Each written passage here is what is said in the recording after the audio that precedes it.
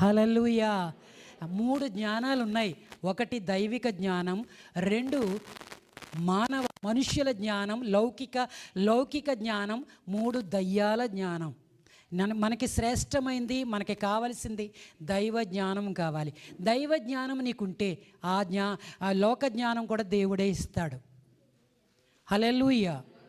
దైవ జ్ఞానం మనం కోరుకుంటే దైవిక జ్ఞానంతో పాటు దేవుడు లోక జ్ఞానం ఇస్తాడు. అందుకనే చదువుకునే పిల్లల గురించి ప్రార్థన చేస్తుంటాం. వాళ్ళు ఎగ్జామ్స్కి వెళ్ళినప్పుడు దీన్ని, ప్రభువా నీ జ్ఞానంతో పాటు ఈ లోక జ్ఞానం కూడా ఇవ్వండి అయ్యా అని ప్రార్థన చేస్తాం.